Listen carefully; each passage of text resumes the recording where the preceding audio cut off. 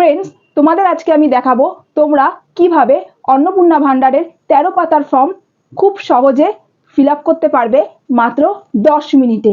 তো চলো ভিডিওটা স্টার্ট করা যাক। অন্নপূর্ণা যোজনা পারিবারিক তথ্য সংগ্রহের ফর্ম। ক, পারিবারিক পরিচয়, সেটা দিতে হবে। 1 নম্বর, পরিবারের প্রধানের নাম, হেড অফ দ্য ফ্যামিলি, সেটা পুরো নামটা এখানে লিখতে হবে। পুরো নাম লিখুন। এখানে আধার কার্ডে যে নামটা আছে সেই নামটাই কিন্তু এখানে পুরোটা লিখতে হবে। জন্ম তারিখ, এখানে জন্ম তারিখ লিখতে হবে।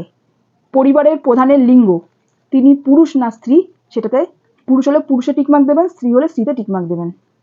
পরিবারের প্রধানের আধার নম্বর এখানে লিখতে হবে। ডিজিটাল রেশন কার্ডের পারিবারিক আইডি যদি থাকে তাহলে সেটা এখানে লিখতে হবে। পরিবারের সদস্য সংখ্যা টোটাল কত আছে সেটা এখানে লিখতে হবে। শুধু সংখ্যাটাই কিন্তু এখানে লিখতে হবে। ঠিকানা, এখানে স্থায়ী ঠিকানা লিখতে হবে। 8 নম্বরে দেখুন কি লেখা আছে, যোগাযোগ নম্বর, আধারের সাথে সংযুক্ত যে নাম্বারটা আছে প্রধানের সেটা এখানে লিখতে হবে। নাম, জন্ম তারিখ, লিঙ্গ, পরিবারের প্রধানের সঙ্গে সম্পর্ক, আধার নাম্বার, পরিবারের সকল সদস্যের। অন্নপূর্ণা যোজনার জন্য আবেদন করা হচ্ছে। পরিবারের প্রধান যদি অন্নপূর্ণা যোজনা নেয় তাহলে হ্যাঁতে রাইট চিহ্ন দিতে হবে। সদস্য 1, তার নাম এখানে লিখতে হবে, জন্ম তারিখ এখানে লিখতে হবে, লিঙ্গ এখানে লিখতে হবে, পরিবারের প্রধানের সঙ্গে সম্পর্ক কি আছে সেটা এখানে লিখতে হবে, আধার নাম্বার এখানে লিখতে হবে। আর যদি তিনি অন্নপূর্ণা যোজনা নিতে চান তাহলে তাকে হ্যাঁতে রাইট চিহ্ন দিতে হবে। ঠিক তেমনি সদস্য 2, সদস্য 3, সদস্য 4, সদস্য 5 সব ক্ষেত্রেই একই লিখতে হবে। পরিবারের প্রধান পরিবারের সকল প্রাপ্তবয়স্ক সদস্যের ব্যাংক অ্যাকাউন্ট নগদ অর্থ স্থানান্তরের জন্য। হেড অফ দ্য ফ্যামিলি, তার ব্যাংকের নাম এখানে লিখতে হবে, অ্যাকাউন্ট নাম্বার লিখতে হবে, IFSC কোড নাম্বারটা এখানে লিখতে হবে। যেটাতে ডিবিটি লিঙ্ক আছে সেটাই কিন্তু এখানে লিখতে হবে। ডিবিটি লিঙ্ক যুক্ত ব্যাংকের অ্যাকাউন্ট নাম্বারটাই কিন্তু লিখতে হবে। ঠিক আছে, সদস্য 1 এর ক্ষেত্রেও ঠিক সেম, 2 এর ক্ষেত্রেও ঠিক সেম, 3, 4, 5 সবার ক্ষেত্রেই সেম। 11 নম্বরে দেখুন কি লেখা রয়েছে, epic head of the family, সকল প্রাপ্তবয়স্ক সদস্য ভোটার তালিকার অংশ নাম্বার সহ। Head of the family epic number দিতে হবে এখানে। বিধানসভার ক্ষেত্রে ও অংশ নাম্বার এখানে লিখতে হবে। ঠিক সেম সদস্য 1 এর ক্ষেত্রেও করতে হবে, 2, 3, 4, 5 সবার ক্ষেত্রেই ঠিক সেম। 12 বিভাগ, অসংরক্ষিত যদি হয়ে থাকে তাহলে অসংরক্ষিত টিক দেবেন। অসংরক্ষিত আর্থিকভাবে দুর্বল শ্রেণী হলে অসংরক্ষিত আর্থিকভাবে দুর্বল শ্রেণীতে টিকমার্ক দেবেন। তপশিল জাতি হলে তপশিলে টিকমার্ক দেবেন। তপশিল উপজাতি হলে তপশিল উপজাতিতে টিকমার্ক দেবেন। অন্যান্য অগ্রসর শ্রেণী হলে মানে ওবিসি হলে, যদি আপনি ওবিসি হয়ে থাকেন তাহলে ওবিসিতে টিকমার্ক দেবেন। যেটা আপনি হবেন ঠিক সেটাতে টিকমার্ক দেবেন। খ, রেশন কার্ড খাদ্য ভর্তুকি, আপনার কি ডিজিটাল রেশন কার্ড আছে? যদি থেকে থাকে তাহলে হ্যাঁতে রাইট চিহ্ন দেবেন, আর না থাকলে নাতে দেবেন। যদি হ্যাঁ হয় তবে কার্ডের ধরন উল্লেখ করুন। যেটা আপনাদের কার্ডের ধরন হবে সেখানে আপনাকে রাইট চিহ্ন দিতে হবে। পরিবারটি রেশন দোকান থেকে মাসিক রেশন তুলছে কিনা, যদি আপনি রেশন মাসিক তোলেন তাহলে হ্যাঁতে রাইট চিহ্ন দেবেন, না তুললে নাতে রাইট চিহ্ন দেবেন। গ, সম্পদ।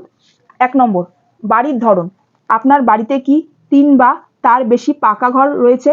যদি হ্যাঁ হয়ে থাকে তাহলে হ্যাঁতে রাইট চিহ্ন দেবেন, আর যদি না হয়ে থাকে তাহলে নাতে রাইট চিহ্ন দেবেন। পারিবারিক জমির মালিকানা, যদি থেকে থাকে তাহলে হ্যাঁতে রাইট চিহ্ন দেবেন, আর যদি না থেকে থাকে তাহলে নাতে রাইট চিহ্ন দেবেন। রেজিস্ট্রেশনের নথি, মিউটেশনের কপি এবং ROR হাল নাগাদের তারিখ সহ সর্বশেষ জমি রেকর্ডের কপি কিন্তু জমা দিতে হবে। 3 নম্বরে, পরিবারের সকল সদস্যের মোট জমির পরিমাণ এখানে লিখতে হবে যে কত শতক। রেজিস্ট্রেশন নথি, সর্বশেষ ROR জমির নথি কিন্তু জমা দিতে হবে। 4 নম্বর, যানবাহন, আপনি পরিবারের কোনো সদস্য কি অবাণিজ্যিক মোটর চালিত 4 চাকার গাড়ি আছে? যদি থাকে তাহলে হ্যাঁতে ক্লিক করুন, না থাকলে নাতে ক্লিক করুন। যদি হ্যাঁ হয় তবে গাড়ির সংখ্যা উল্লেখ করুন, গাড়ির সংখ্যা এখানে উল্লেখ করতে হবে। গাড়ির রেজিস্ট্রেশন নাম্বার এখানে উল্লেখ করতে হবে। গাড়ি, জিপ, ট্র্যাক্টর অন্তর্ভুক্ত করুন। যদি হ্যাঁ হয় তাহলে মডেল নাম্বারটা এখানে আপনাদের লিখতে হবে। 5 নম্বরে, পরিবার ভিত্তিক সদস্যদের স্বাস্থ্য বীমা, যদি না থাকে তাহলে নাতে রাইট চিহ্ন দেবেন, আর যদি থাকে তাহলে হ্যাঁ, যদি হ্যাঁ হয় তবে সরকারি বা বেসরকারি বীমার অঙ্ক এবং প্রিমিয়ামের বিবরণ সহ উল্লেখ করুন। হেড অফ দ্য ফ্যামিলি, তার যদি সরকারি বীমা থাকে তাহলে সরকারিতে রাইট চিহ্ন দিতে হবে, আর যদি বেসরকারি বীমা থাকে তাহলে বেসরকারিতে রাইট চিহ্ন দিতে হবে। বীমার অঙ্ক, প্রিমিয়ামের বিবরণ, প্রিমিয়ামের এখানে পুরো বিবরণটা দিতে হবে। ঘ, আয় পেশা। 1 নম্বর, কোনো সদস্য কি আয়কর বা পেশাগত কর প্রদান করে? যদি করে থাকে তাহলে হ্যাঁতে রাইট চিহ্ন দিতে হবে, আর যদি না করে থাকে তাহলে নাতে রাইট চিহ্ন দিতে হবে। 2 নম্বর, পরিবারের সদস্যদের প্যান কার্ড যদি থাকে, হ্যাঁ যদি হ্যাঁ হয় তাহলে নাম প্যান নাম্বার উল্লেখ করুন, আর যদি না থাকে তাহলে নাতে রাইট চিহ্ন দিতে হবে। হেড অফ দ্য ফ্যামিলির নাম লিখতে হবে এখানে, প্যান নাম্বার এখানে উল্লেখ করতে হবে। 3 নম্বর, কর্মসংস্থানের ধরন। পরিবারের প্রধান হেড অফ দ্য ফ্যামিলি তিনি কি সরকারি চাকরি করেন? তাহলে সরকারি চাকরি করলে সরকারি জায়গাতে টিকমার্ক দিতে হবে। বেসরকারি ক্ষেত্রে বেতনভুক্ত কর্মচারী হলে তাকে সেখানে টিকমার্ক দিতে হবে। সংগঠিত ক্ষেত্রে স্বনিযুক্ত হলে তাহলে তাকে সেখানে টিকমার্ক দিতে হবে। আংশিক সময় কর্মরত হলে মানে পার্ট টাইম হলে তাকে সেখানে টিকমার্ক দিতে হবে। অসংগঠিত ক্ষেত্রে স্বনিযুক্ত হলে তাকে সেখানে টিকমার্ক দিতে হবে। পরিযায়ী শ্রমিক হলে তাকে সেখানে টিকমার্ক দিতে হবে। বেকার হলে বেকারের জায়গায় টিকমার্ক দিতে হবে। অন্যান্য হলে অন্যান্য জায়গায় টিকমার্ক দিতে হবে। এটা হেড অফ দ্য ফ্যামিলির ক্ষেত্রে বলছি আমি। আর তিনি যে সরকারি জায়গায় বা বেসরকারি জায়গায় যে চাকরি করছে তার কিন্তু প্রমাণ জমা দিতে হবে, তার নথিপত্র কিন্তু জমা দিতে হবে। সদস্য 1 এর ক্ষেত্রেও 2 এর ক্ষেত্রেও 3, 4 এর ক্ষেত্রে সবার ক্ষেত্রে সমান। 4 নম্বর, পরিবারের শিক্ষিত প্রাপ্তবয়স্ক সদস্যদের সংখ্যা এবং পরিবারের অশিক্ষিত প্রাপ্তবয়স্ক সদস্যের সংখ্যা। শিক্ষিত প্রাপ্তবয়স্ক সদস্য টোটালটা এখানে লিখতে হবে, অশিক্ষিত প্রাপ্তবয়স্ক সদস্য টোটালটা এখানে লিখতে হবে। পরিবারের প্রধান হেড অফ দ্য ফ্যামিলি তিনি কি শিক্ষিত? তাহলে শিক্ষিত হলে শিক্ষিত জায়গায় টিকমার্ক করতে হবে, অশিক্ষিত হলে অশিক্ষিত জায়গায় টিকমার্ক করতে হবে। সর্বোচ্চ শিক্ষাগত যোগ্যতা এখানে লিখতে হবে। সদস্য 1, 2, 3, 4, 5 সব ক্ষেত্রেই এক। 5 নম্বর, কোনো সদস্য কি কোনো সাংবিধানিক পদ, মন্ত্রী, সাংসদ, বিধায়ক, পৌরস্থানীয় সংস্থা এবং পঞ্চায়েত সংস্থার প্রাক্তন বর্তমান ধারক? যদি হয়ে থাকে তাহলে হ্যাঁতে রাইট চিহ্ন দিতে হবে, আর যদি না হয়ে থাকে তাহলে নাতে রাইট চিহ্ন দিতে হবে। যদি এই পদে রয়েছেন তার সদস্য নাম্বার এখানে দিতে হবে। 6 নম্বর, কোনো সদস্য কি সরকারি পেনশনভোগী? যদি হ্যাঁ হয়ে থাকে তাহলে হ্যাঁতে রাইট চিহ্ন দিতে হবে, আর যদি না হয়ে থাকে তাহলে নাতে রাইট চিহ্ন দিতে হবে। কোনো সদস্য কি জিএসটির অধীনে নিবন্ধিত আছেন? যদি হয়ে থাকে তাহলে হ্যাঁতে রাইট চিহ্ন দিতে হবে, আর যদি না হয়ে থাকে তাহলে নাতে রাইট চিহ্ন দিতে হবে। 8 নম্বর, পরিবারের মোট বার্ষিক আয় কত সেটা এখানে লিখতে হবে। অন্যান্য পরিচয় নথি। 1 নম্বর, সিএএ আবেদন এর বর্তমান অবস্থা যদি থাকে। পরিবারের প্রধান হেড অফ দ্য ফ্যামিলি প্রযোজ্য নয়, যদি প্রযোজ্য না হয়ে থাকে তার সেখানে টিকমার্ক দিতে হবে। আবেদন করা হয়েছে যদি হ্যাঁ হয় আবেদনের নাম্বার এখানে লিখতে হবে। ইস্যু করা হয়েছে যদি হ্যাঁ হয় সার্টিফিকেট নাম্বার এখানে লিখতে হবে। সদস্য 1, 2, 3, 4, 5 সব ক্ষেত্রেই একই। পরেরটা দেখুন কি লেখা রয়েছে। 2 নম্বর, অন্যান্য কিষাণ ক্রেডিট কার্ড। কিষাণ ক্রেডিট কার্ড, এআরডি, শিল্পী ক্রেডিট কার্ড, মৎস্যজীবী ক্রেডিট কার্ড, শিক্ষার্থী ক্রেডিট কার্ড ইত্যাদি।